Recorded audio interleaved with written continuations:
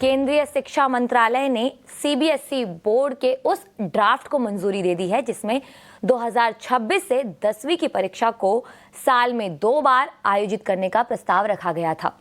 क्या है पूरी खबर, बता रहे हैं समीर दीक्षित।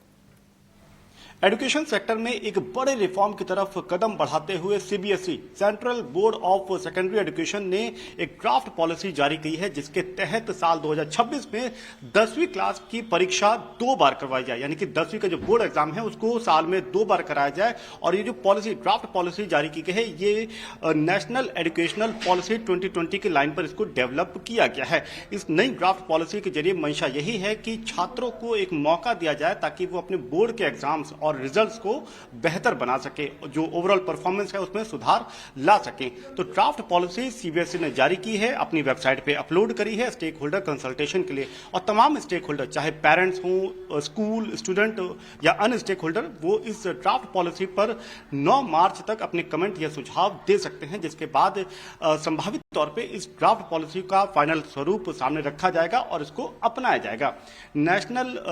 एजुकेशनल पॉलिसी 2020 या फिर ये जो ड्राफ्ट पॉलिसी है, इस पर एजुकेशन मिनिस्टर धर्मेंद्र प्रधान का कहना है कि सरकार की मंशा यही है, फोकस यही है कि छात्रों को स्ट्रेस फ्री लर्निंग एनवायरनमेंट दिया जा सके और उसी के तहत साल में 2 बार 10वीं की परीक्षा करने का प्रस्ताव यहां पे सरकार की तरफ से रखा गया है। अब इस पॉलिसी की, यानी कि जो ड्राफ्ट पॉलिसी है जो साल में 2 बार परीक्षा करने का जिक्र करती है, इसकी जो 2 प्रमुख बातें हैं वो ये हैं कि साल में 2 बार जो परीक्षा होगी वो 1 नवंबर दिसंबर में पहली परीक्षा और फरवरी या मार्च में दूसरी परीक्षा होगी 10वीं की। और दूसरी फ्लेक्सिबिलिटी ये दी जाएगी बच्चों को कि वो जो सब्जेक्ट हैं उनका चयन कर सकते हैं कि पहले